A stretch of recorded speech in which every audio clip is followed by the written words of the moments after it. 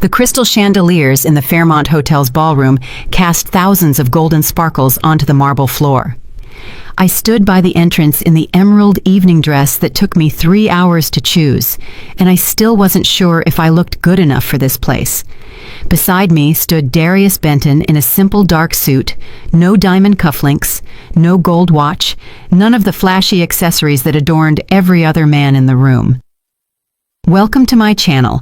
I share new life stories here every day, and I'd really appreciate it if you hit subscribe and liked my video. Now let's jump back into my story. I'm sure you'll love it if you keep listening till the end. But when we walked in, the security staff snapped to attention. A gray-haired man in a tuxedo, whom I recognized from magazine photos as the owner of a major chain of malls, was the first to approach and shake Darius's hand, not mine. I was scanning the room, trying to adjust to this world of crystal and champagne when I saw him. Andre Talbot, my ex-husband, was standing by the bar, a glass in his hand. Kiana, the girl in the provocative short red dress, was hanging onto his arm. Andre was saying something to her, smiling smugly, clearly feeling like the king of the world just because he'd been allowed into this party as a +1 to some rich friend. Our eyes met. I watched his face drain of color, how he blinked as if he couldn't believe his eyes, and how his fingers unclenched, sending the champagne glass tumbling to the floor. It shattered with a deafening crash. Kiana shrieked, jumping back from the spray, and I just stood there, staring at the man who, only 1 year ago, had thrown me and my 1-year-old daughter out into the bitter cold. But to understand why this evening changed everything, I need to take you back 1 year, to the darkest night of my life. January was brutal that year. Outside our rented efficiency apartment on the south side of Atlanta, the thermometer read 1 degree Fahrenheit and the radiators barely worked. I wrapped Aaliyah in 2 blankets, but I was still terrified she would freeze.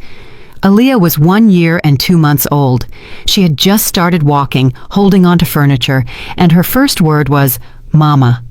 Every time she whispered it in her tiny voice, my heart swelled with happiness. That evening, Andre came home around 11 o'clock.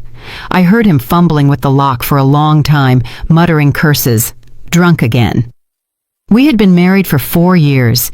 He used to seem so dependable, a serious man with big plans, who was childhood friends with the wealthy Vincent Everett. He told me he'd be an executive, that we'd have our own home, a new car, and trips to the beach every summer. I believed him.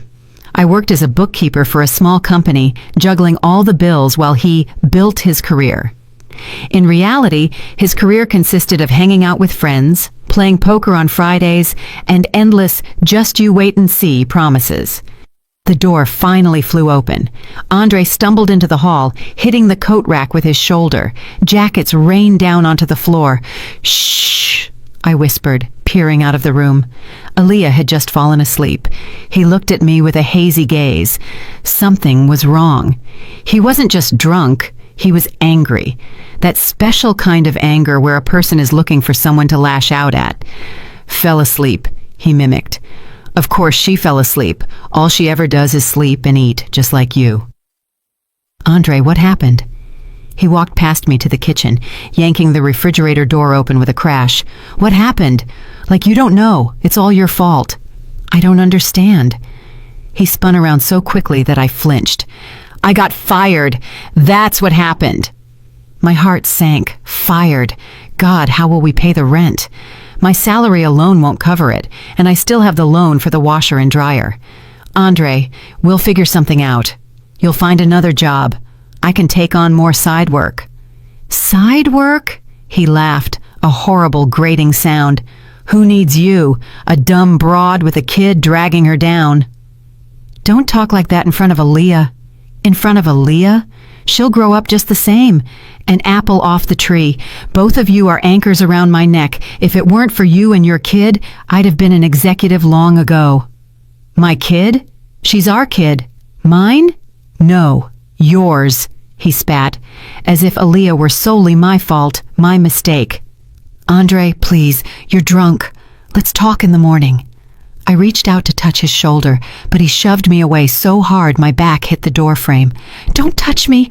I'm sick of you! 4 years you've been sucking the life out of me!" Aaliyah woke up from the shouting and started crying. "There!" Andre jabbed a finger toward the bedroom. "That's all it ever does. Scream! I can't take it anymore!" He rushed into the room. I ran after him, but he was faster. He threw open the closet and started flinging my things onto the floor. Dresses, sweaters, underwear. "Andre, stop it!" "Both of you get out. I can't do this anymore." He grabbed the go bag I'd used for the hospital and started stuffing Aaliyah's things into it. Snowsuits, onesies, diapers. Aaliyah was screaming in her crib. I tried to calm her, but my hands were shaking too badly. "You can't kick us out. This is our apartment. It's rented. In my name. The lease is under me. Get out." He was right. The lease agreement was, indeed, only in his name. I hadn't given it a second thought back then. What difference did it make? We were family. Andre grabbed my elbow and dragged me toward the door. I pulled free and ran back to Aaliyah, pressing her tight against me. "You're a dumb broad," he yelled. "And your daughter will be one too. Get out. I don't want to look at either of you." He shoved us out into the hallway, tossed the bag of belongings and my coat after us, and slammed the door shut. I banged and screamed and cried. The neighbors behind their walls stayed silent. They were afraid of Andre. He'd caused drunken scenes before. Aaliyah was sobbing in my arms, and I stood in the hallway in my house pants and a thin top, realizing this was the end. I went outside because the hallway was almost as cold as the street. The light bulb above the entrance flickered, tiny pellets of snow were falling, and the wind bit through the coat I had barely managed to pull on. I had $11 in my pocket. My phone was still inside the apartment. Andre hadn't let me grab it. Aaliyah stopped crying. She stared up at me with her huge gray eyes, and that look made me more terrified than the freezing air. I didn't have the right to fall apart, didn't have the right to surrender. I had my child. I walked toward the bus stop. Thoughts spun around in my head. I can't go to my mama. She was in Charlotte, North Carolina. That was 6 hours by bus, and a ticket cost more than $200. Friends? Andre had successfully pushed them all out of my life, one by one. This one calls too often. That one is a bad influence. The third one looks at him funny.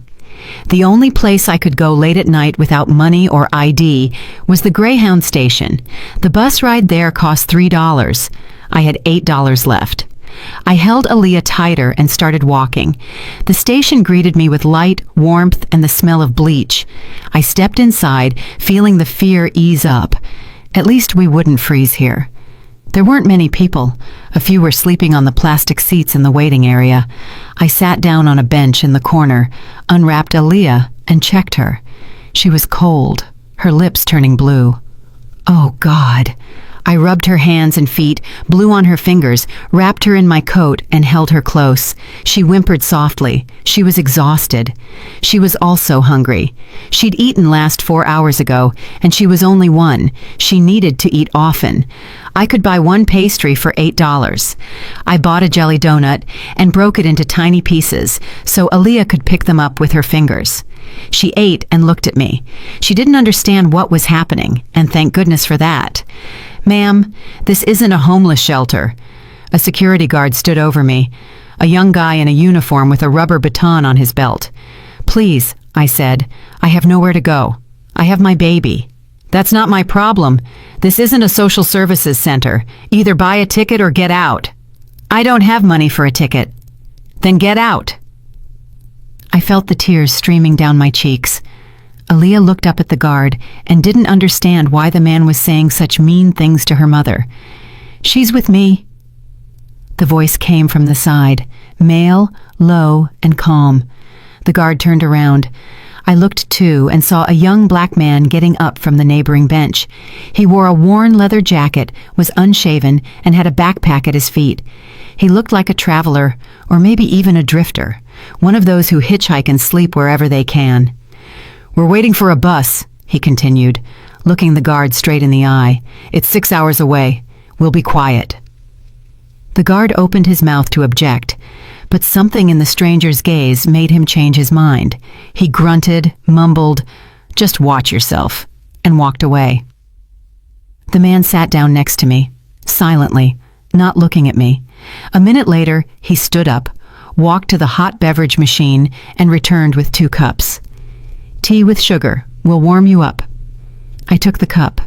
My hands were shaking so badly that the tea spilled. He sat down again. He didn't ask questions, didn't offer advice, just sat next to me. It was as if it was the most normal thing in the world to be sitting in a bus station at night with a crying, unfamiliar woman and her child. Aaliyah, warmed by my body heat and tired from crying, fell asleep in my arms. I couldn't hold it in anymore and started to cry. Soundlessly so as not to wake my daughter, but my shoulders shook and tears dripped right into my teacup. The man handed me a paper napkin, just handed it, without looking. I wiped my eyes. "Thank you," I whispered. "Cry," he said quietly. "It's okay, but then act." I looked at him. His face was ordinary, unremarkable. He looked maybe 30-something, his eyes tired but smart. "Who are you?" I asked. "A person who also sat in this station once without a dime. A long time ago, but I remember." "And what did you do?" "Got up and started walking, step by step. There were no other options." He fell silent, and I didn't ask any more questions. We sat in silence, and that silence wasn't heavy for some reason. It was peaceful. It was like having someone nearby who understood everything. After a while, he pulled a business card from his pocket and held it out to me. A simple, white card. Only a phone number on it. No name, no title. "If you don't find a place to stay tomorrow, call this number. It's a shelter for women with children. They will help." I took the card, just a number, written in plain black font, nothing else. "Thank you," I said again, though the word felt too small for what he had done. He nodded. I must have dozed off because when I opened my eyes, the dawn was graying outside the dirty station windows and the bench beside me was empty. Only the empty teacup remained on the seat. I didn't even get a chance to ask his name. The shelter was called The Haven. I called the number on the card at 7 o'clock in the morning when Aaliyah woke up and whimpered with hunger again. A woman's voice on the other end listened without interrupting and gave me the address. It was on the outskirts of the city, 3 bus stops from the station. I didn't have money for the bus, but the driver, an older black man with gray hair, looked at me and Aaliyah and waved his hand. "Go on through, sister." The 2-story building behind a high fence looked normal, not luxurious but not run down either. A clean porch, curtains in the windows, and warm light spilling from inside. An older woman in a strict gray dress opened the door for me. Her gray hair was pulled back in a bun. Her gaze was like an X-ray. "Morgan?" "Yes." "Ms. Evelyn Price, the director. Come in. We'll feed the baby right now." She spoke concisely, without baby talk or sympathetic sighs. She led me to a small room with 2 beds and a crib. "This is your room for the next 3 months. The dining hall is on the 1st floor. Breakfast is in 1 hour. The corporate daycare is in the next wing if you have questions." I had a million questions, but I only asked one. "Why 3 months?" "Because you have 3 months to find a job and housing. We will help you, but we won't move your feet for you. After 3 months, you're either on your feet or you free up the spot for the next person." She spoke harshly, but for some reason, I wasn't offended. There was no cruelty in her voice, only the truth. "I will find a job," I said. Ms. Price looked at me for a long, assessing moment. "We'll see." And then she left. Within a week, I learned a little about The Haven. The shelter had been around for 5 years and had helped hundreds of women, battered, evicted, or running from abusive partners. They had lawyers who helped with documents, counselors who restored spirits, and a free daycare where you could leave your child while you worked. But the main thing was that no one knew where the money came from. Every month, a huge sum was deposited into the shelter's account. An anonymous benefactor. No names, no conditions. "Who is he?" I asked Ms. Price one day. I don't know, she answered, and I don't want to know. As long as the money keeps coming, we help people. That's what matters. I found a job within 2 weeks, cleaning the Onyx Tower Business Center from 6 o'clock in the morning until 2 in the afternoon. I scrubbed floors in offices, dusted, and took out the trash. The pay was low, but it was official, with a record in my employee file. In the evenings, I picked up side work, doing bookkeeping for small business owners. 3 clients, then 5, then 8. I sat up late at night in front of my laptop, balancing the numbers while Aaliyah slept in her crib beside me. I slept about 4 hours a night, lost 17 pounds. Dark circles settled under my eyes, but I didn't give up. I dropped Aaliyah off at the shelter's daycare at 5:30 in the morning and picked her up at 3 in the afternoon. She got used to it, stopped crying when I left, and started saying more words. Mama, give, Dolly, no. She never said daddy. 2 months later, I got a strange job offer. One of my regular clients, the owner of a small auto repair shop, recommended me to an acquaintance. He needed a remote bookkeeper for a construction company called Apex Development, a small firm from what I could tell, with a few projects around the state. Nothing special. The client contacted me via email. No calls, no meetings, just emails. The terms were strange. The pay was 3 times the market rate, but it required complete, fully transparent reporting. No shady business. I took the job, and on the 3rd day, I found something I wasn't supposed to find. The previous bookkeeper at the firm was stealing, brazenly, stupidly, barely even trying to hide it, inflated estimates, fake material purchases, payroll checks issued to non-existent workers. In 6 months, he had siphoned nearly $125,000 from the company. I sat in front of my laptop screen, wondering what to do.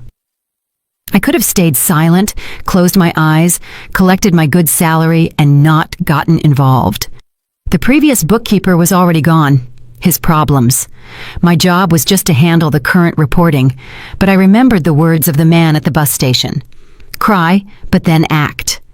I wrote a detailed report exposing all the schemes, listing the amounts, attaching the proof, and sent it to the client. The reply came in 1 hour. Thank you. You are the first to notice this. I want to meet in person. Tomorrow, 2 o'clock, the Riverside Bistro on the Chattahoochee River. I barely slept that night. I kept running through the scenarios in my head. Who is this client? Why the meeting? Is this a test? Will they blame me for uncovering someone else's fraud?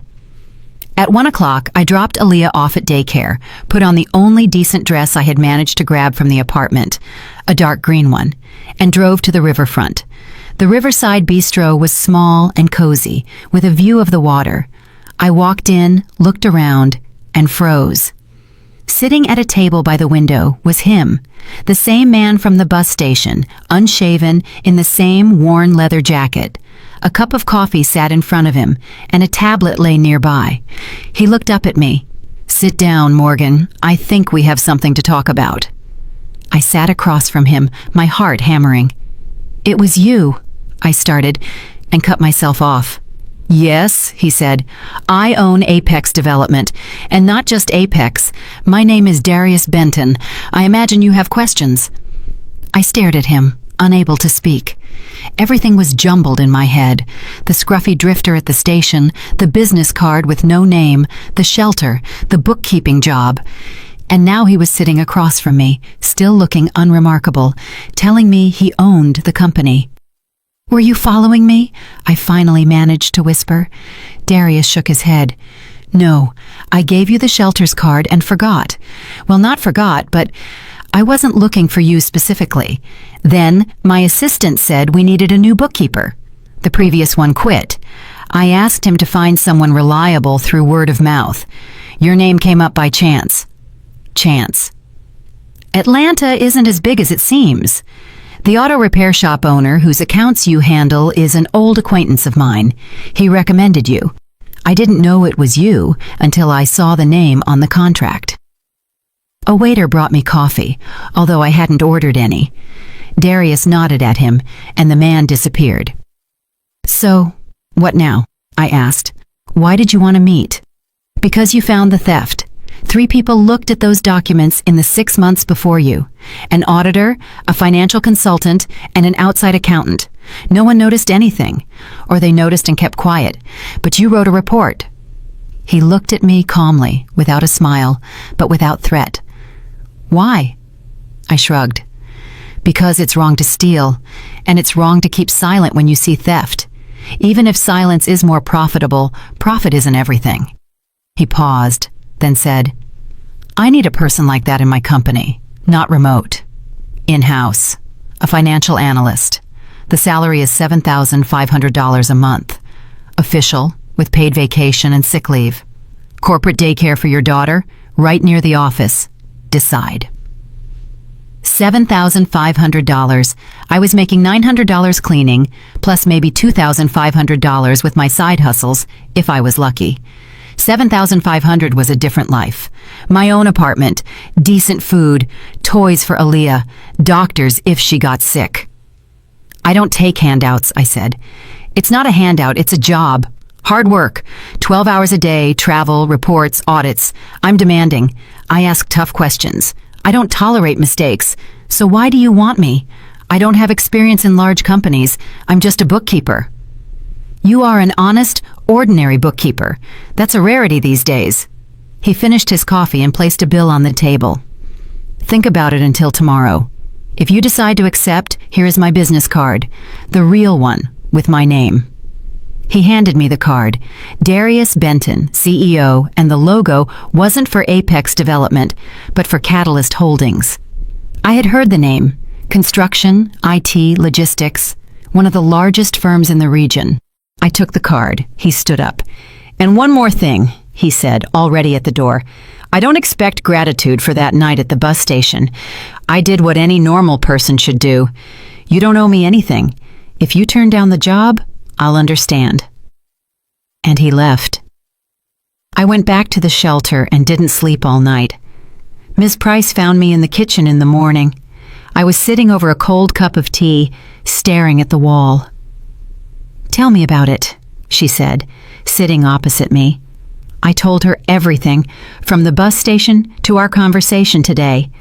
She listened silently, then asked, And what's holding you back?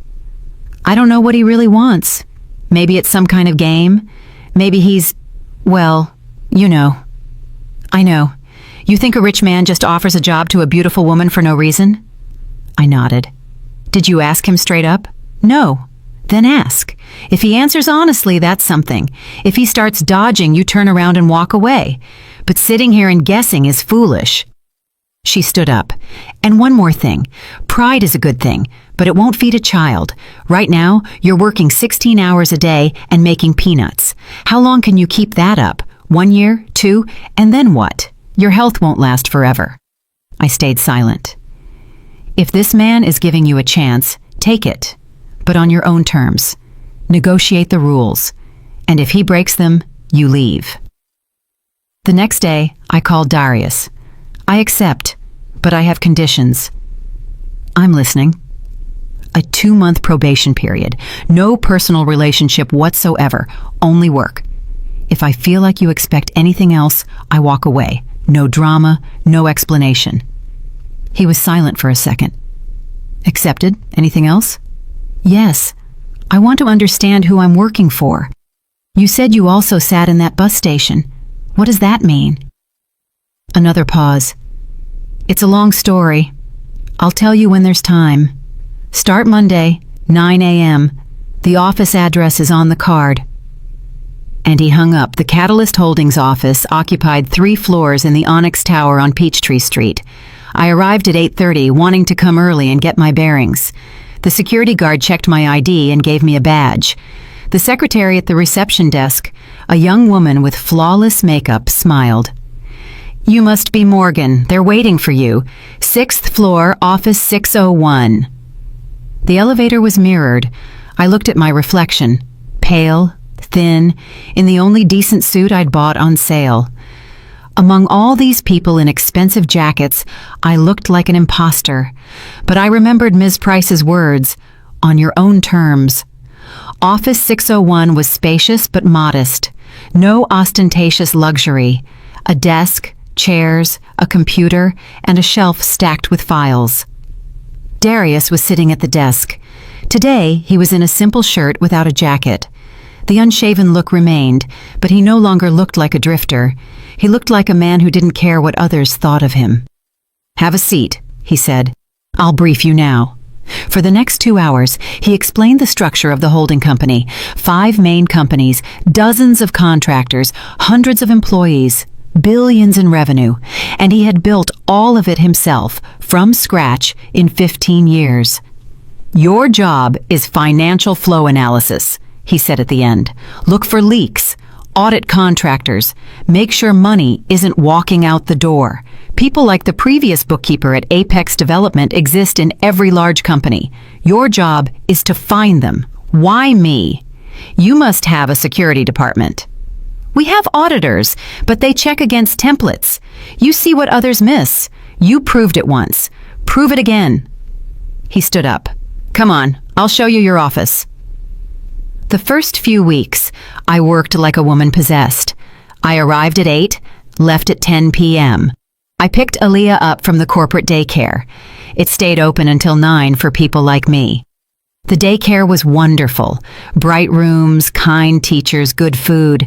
Aaliyah stopped crying in the mornings. She loved it there. She even started telling me about her friends, Maggie, Dean, and Stella. At work, things were tougher. I quickly realized that the people at Catalyst Holdings viewed me with suspicion. Whispers behind my back, sideways glances, fragments of conversations. Where did she come from? They say the boss hired her personally. Wonder what she did to deserve that. I tried to ignore it, doing my job and not getting involved in office politics. 1 month later, I found a second scheme of theft. One of the top executives, Mr. Eugene Perry, the logistics director, had been taking kickbacks for years through Shell transportation companies. The scale was serious, about $750,000 over the last 3 years. I wrote the report and sent it to Darius.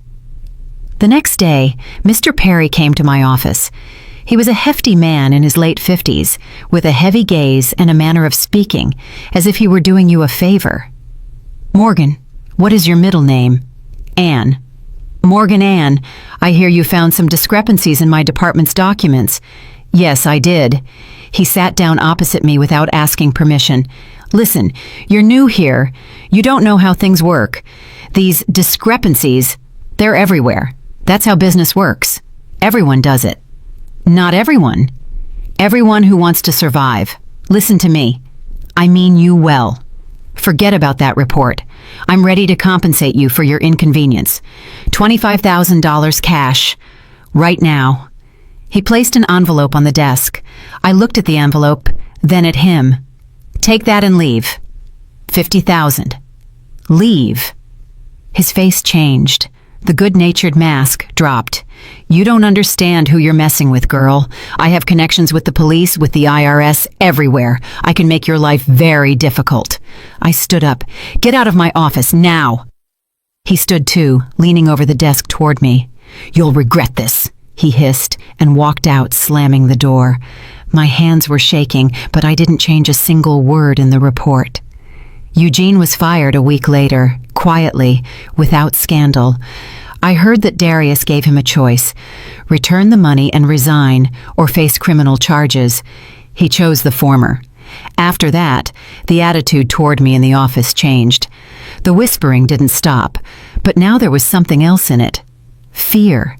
She turned in Eugene. Better not mess with her. Upstart. Thinks she can get away with anything because the boss is backing her. It hurt to hear this, but I told myself they were wrong. They didn't know me. They were judging me by themselves.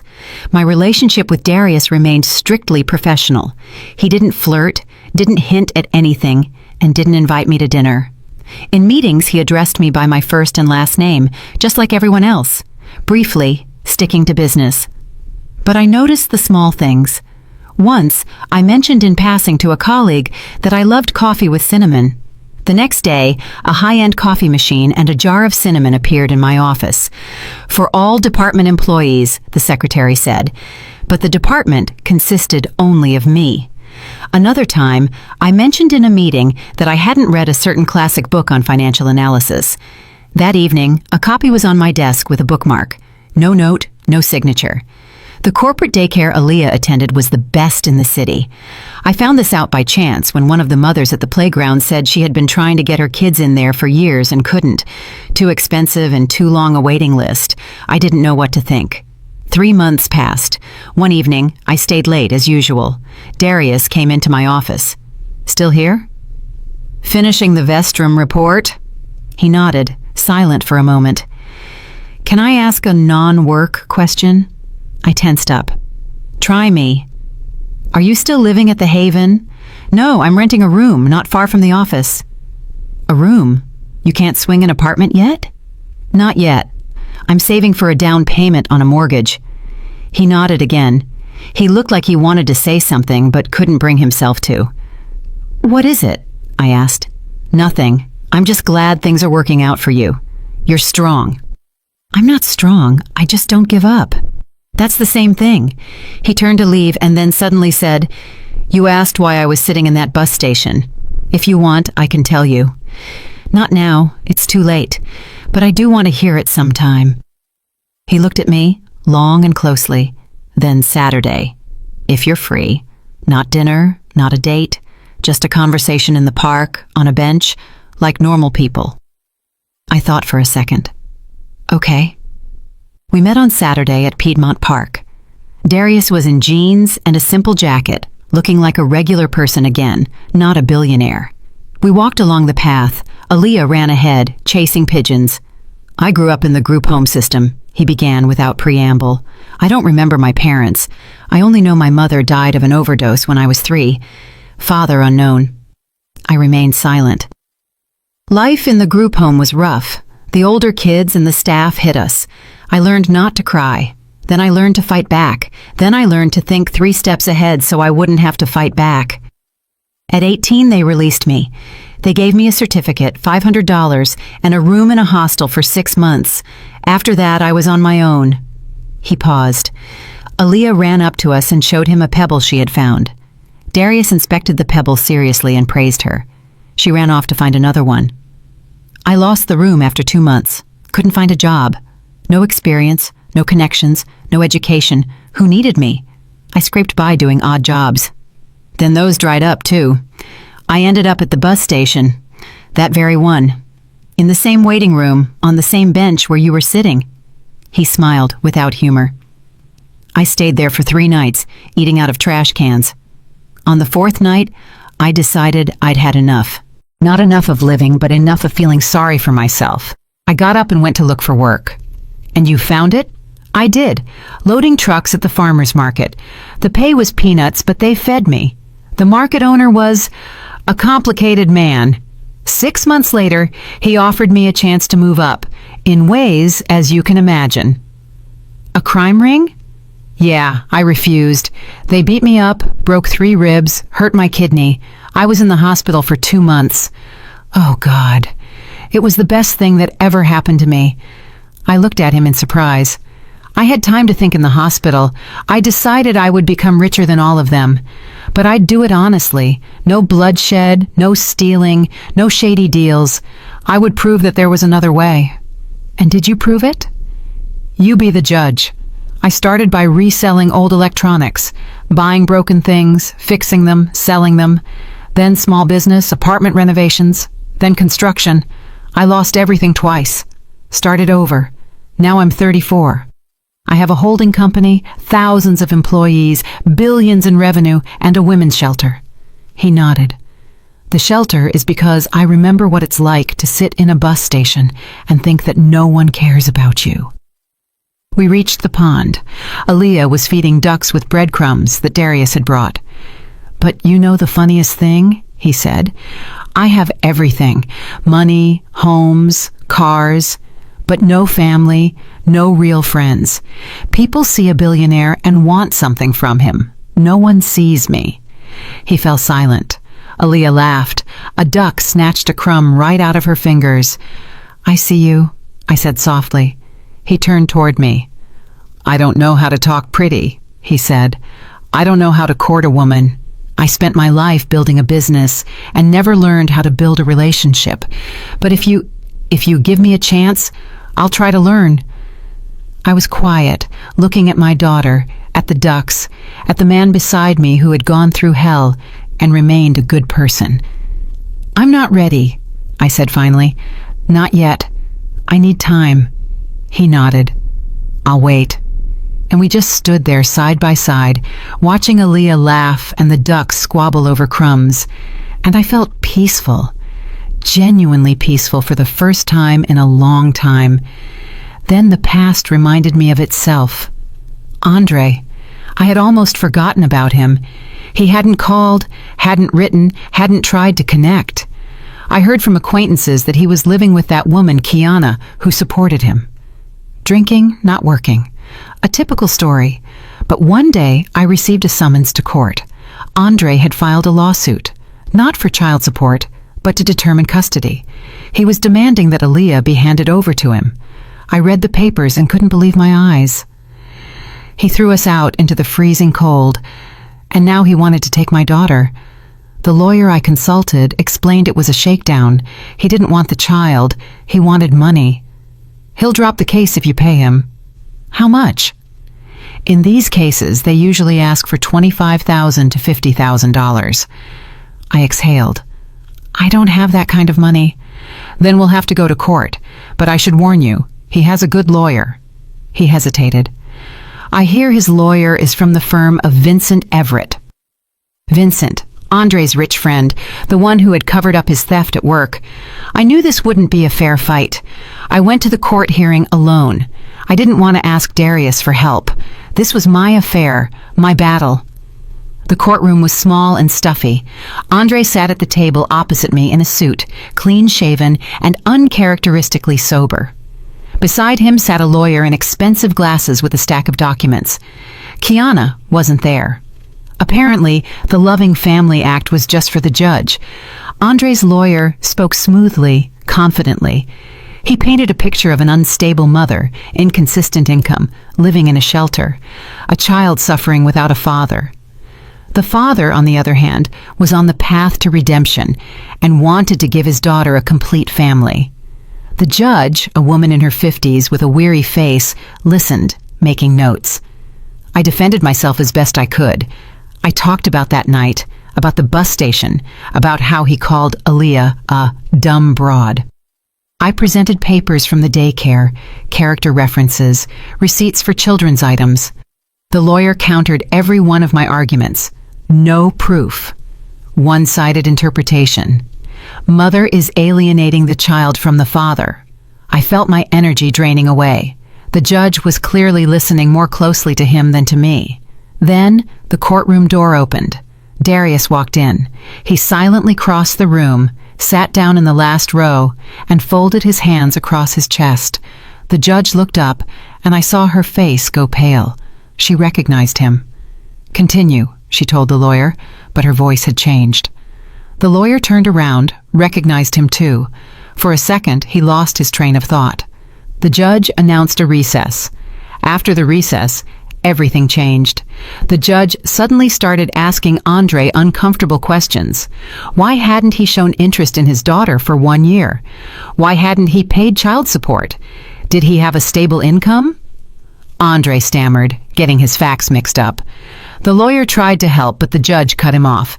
The decision was announced 1 hour later. Andre's suit was denied. Custody of the child would remain with the mother. The father was granted the right to visitation under a structured schedule, but only in the mother's presence. Furthermore, Andre was required to pay child support for the entire previous year. The amount would be calculated based on the average regional salary. Andre bolted from the courtroom, slamming the door. The lawyer gathered his papers and left without looking at me. I stood in the middle of the room, unable to believe it was over.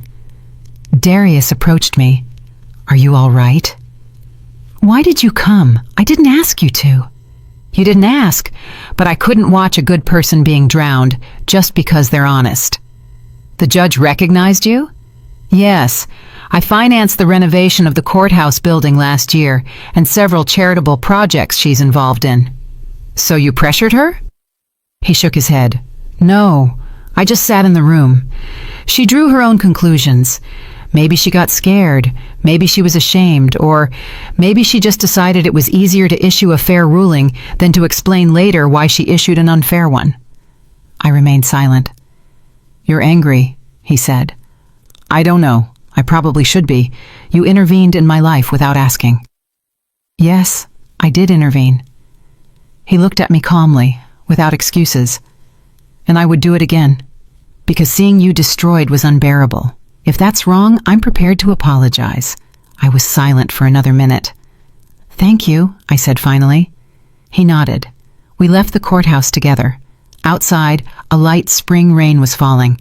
He stopped and turned to me. I'm still waiting, he said, for when you'll be ready. I took his hand, just took it, and held it. He froze. We stood in the rain, holding hands and saying nothing. It wasn't an answer. Not yes yet, but no longer no. And that was enough for me. 1 year passed. Is 1 year a lot or a little? Enough for wounds to heal, enough to learn to trust again, enough to understand that happiness doesn't come on its own. You have to build it, day by day, step by step. I stood in front of the mirror in my own place, a small 2-bedroom I had bought with a mortgage 3 months ago in a good neighborhood. Darius offered to help with the down payment. I refused. He offered to move in with him in his huge house on the riverfront. I also refused. Someday, I told him, when I'm ready. He waited. He knew how to wait. Tonight was a special night. The annual charity gala for Atlanta's business elite. The same one Darius never attended. He avoided publicity and didn't like social events. But this year, his name was leaked to the press. Journalists discovered he was the one who had been funding the Haven Shelter and 10 other charitable projects in the city all those years. He was nominated for Philanthropist of the Year.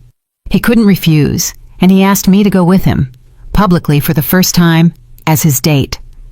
I put on the emerald dress I had bought especially for the evening. I took my time choosing it, wanting to look elegant but not flashy. My earrings were simple silver hoops, a gift from Darius for my birthday. Low heels so I wouldn't stumble from nervousness. Aaliyah was sitting on the bed, watching me get ready. "Mama pretty," she said. She was almost 3 now. She spoke in sentences, knew colors and numbers up to 10, and loved to draw and dance. And she called Darius Darius naturally, as if he had always been a part of our lives. "Thank you, sweetie. Is Darius coming soon?" "Yes, soon." She clapped her hands. Ms. Joyce, our kind 60-something nanny, sat in an armchair reading a book. "Don't worry, Morgan," she said. "Everything will be fine. You deserve this evening." Did I deserve it? 1 year ago, I was scrubbing floors in a business center and wondering if I had enough money to last until payday. And now, I was a financial director of one of the holding companies with an office, a secretary, and subordinates. I still sometimes woke up at night and couldn't believe this was my life. The doorbell rang. Aaliyah ran to open it. "Darius! Darius is here!" I walked into the hall. Darius stood in the doorway in a dark suit, no tie as always. In his hands, a small bouquet of wildflowers. "These are for you," he said to Aaliyah, handing her the bouquet. She grabbed the flowers and pressed them to her chest. "Thank you, Mama. Look, I got flowers." Darius looked at me. I saw him pause for a second, and there was something in his eyes that took my breath away. "You're beautiful," he said. "Just thank you." He held out his hand to me. I took it. "Ready?" "No, but let's go." The Fairmont Hotel glittered with lights, a red carpet, photographers, a crowd of guests in evening wear. I gripped Darius's hand and tried not to think about the fact that everyone was looking at us. "Relax," he whispered. "They're nobody. Just people. Just people with millions in the bank. Money doesn't make a person better or worse. Trust me, I know." We entered the ballroom. Crystal chandeliers, marble floor, waiters with trays of champagne. Everything was like a movie, except this wasn't a film. It was my life. Guests turned their heads and whispered. I heard snippets. "That's Benton. Who was she with? Where did she come from? Darius walked forward, paying no attention. People approached us, greeting us, shaking his hand, offering polite niceties. He answered briefly, politely, but without warmth. It was clear he was uncomfortable here. We each took a glass of champagne and moved toward a window. "I hate this," he said quietly. "What exactly?" "The smiles, the handshakes. Everyone wants something from me. No one asks, 'How are you doing?'" "How are you doing?" I asked. He looked at me and smiled, a real smile, not a social one. "Right now, I'm doing great." And then I saw him. Andre. He was standing by the bar in a cheap suit, trying to look expensive. Beside him was Kiana in a red dress that was too short, too bright. She was fanning herself and looking around the room like a queen. Andre was here as a guest of Vincent Everett, the rich friend who had bailed him out so many times. A +1 at a society event. Not a standalone person, but an attachment to someone else's invitation. He was laughing at something Kiana said and looked pleased with himself. The man who 1 year ago threw his wife and child into the cold, and then tried to steal his daughter through the courts. And then he turned his head and saw me. I watched his face change, surprise, recognition, and then fear, because he saw who was standing beside me. Darius Benton, the man everyone in this room knew, the man politicians wanted to befriend and competitors feared. Andre's fingers unclasped. The glass flew down and shattered on the marble floor.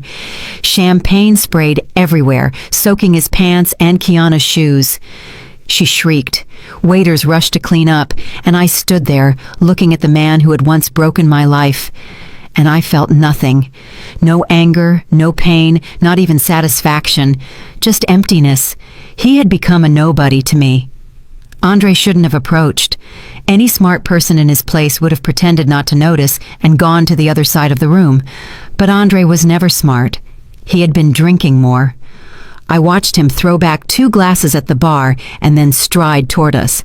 Kiana tried to hold him back, but he shook off her hand.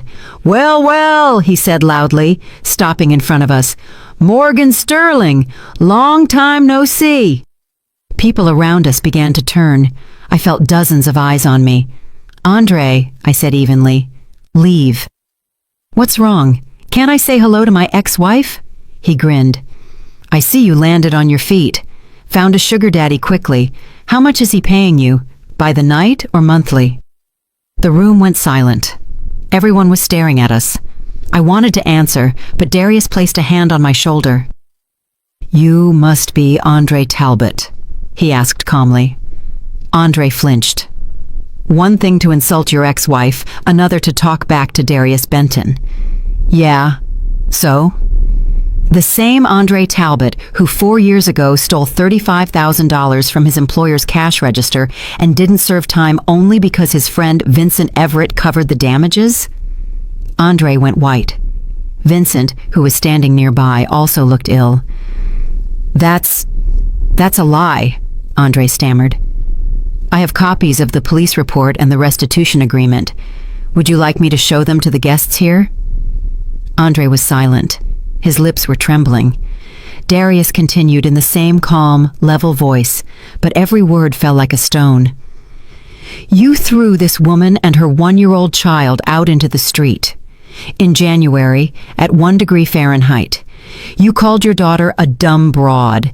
You failed to pay child support for 1 year. You tried to steal your child through the courts to blackmail her mother for money, and now you stand here and dare to speak of morality?" Andre opened his mouth, but couldn't utter a word. "And one more thing." Darius pulled out his phone. "I have a recording of your conversation with the creditor to whom you owe $100,000. You promised to pay him back as soon as you scam the dumb broad for the cash and settle your debt." He turned the phone screen toward the room. "Want me to play it? The acoustics are excellent here." Andre started shaking.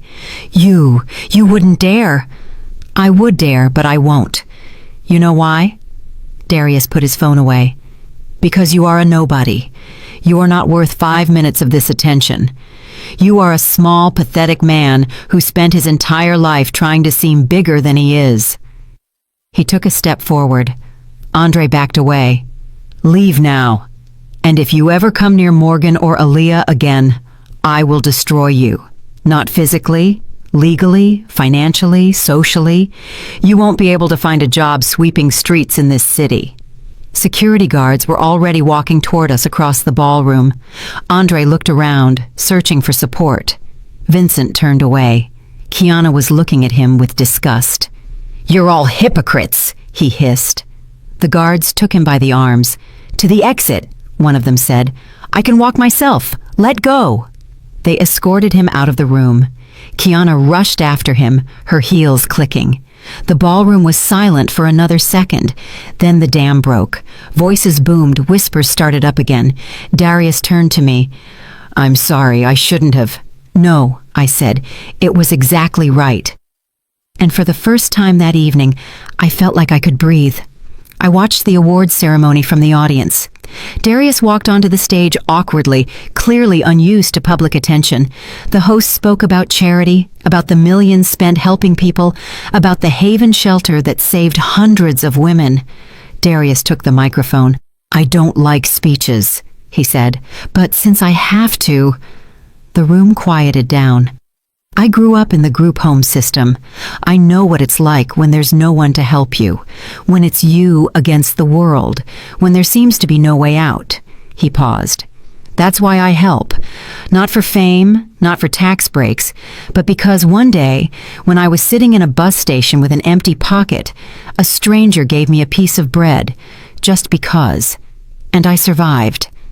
He looked into the audience, right at me. "This award isn't mine. It belongs to every woman who found the strength to get up after being knocked down, to every mother who protects her child, to every person who refused to give up." He raised the statuette.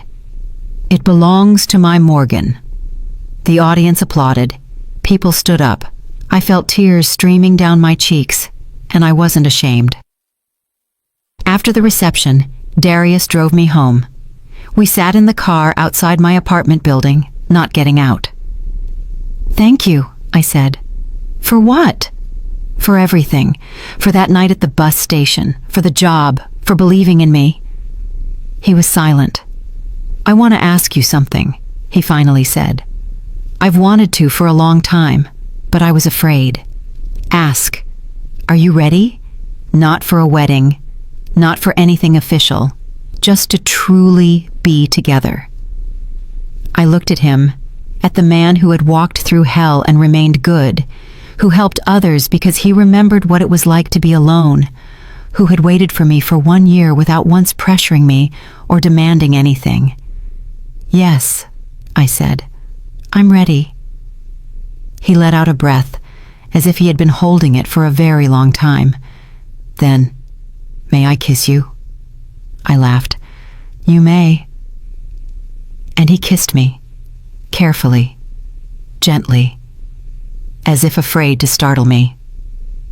6 months later, we were standing on the beach in Miami, Florida, Darius, Aaliyah, and me. A small house was behind us, not a mansion, but cozy and bright, with a porch and a swing set in the yard. This was my dream. The ocean, a home near the water, a happy daughter. Aaliyah was building something in the sand, her brows furrowed in concentration. Darius was helping her, covered up to his elbows in sand. "Darius, the tower goes here," she ordered. "Yes, Your Majesty," he replied. I watched them, thinking about how strange life was. 1 year ago, I was sitting in a bus station, thinking it was all over, that I was worthless, that my daughter was doomed to grow up in poverty and fear. And now, here it was. Happiness. Not a fairy tale, not perfect, but real. Darius walked over to me, wiping his hands on his jeans. "What are you thinking about?"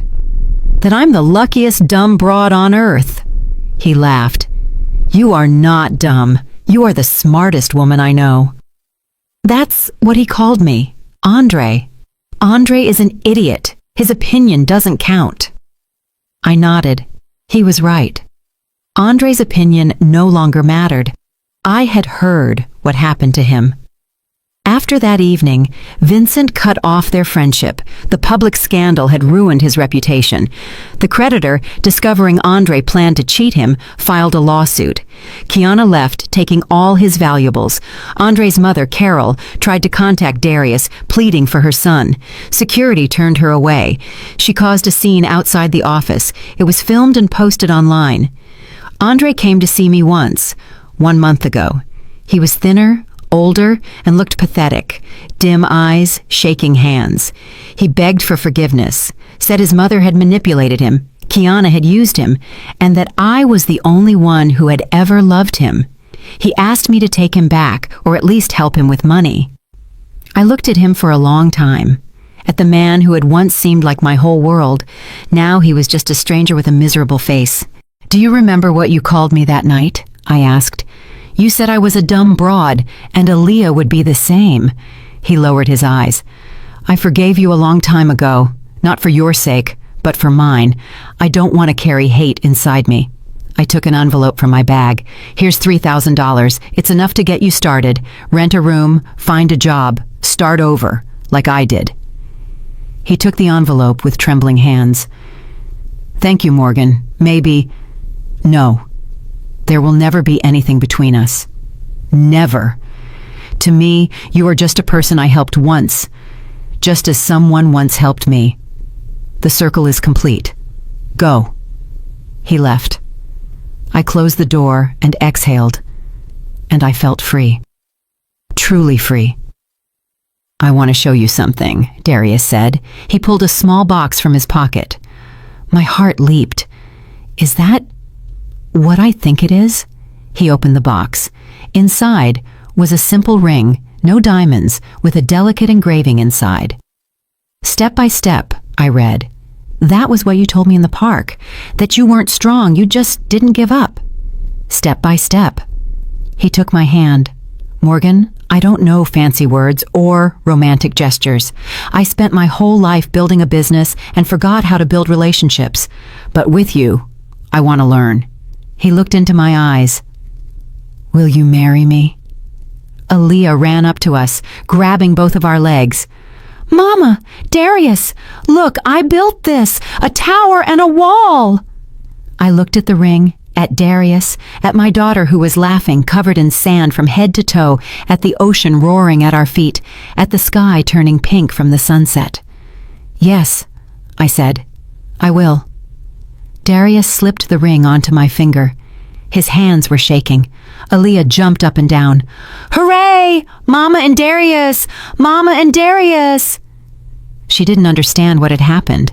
For her, it was just a happy moment. Mama is smiling, Darius is smiling, everyone is together at the beach.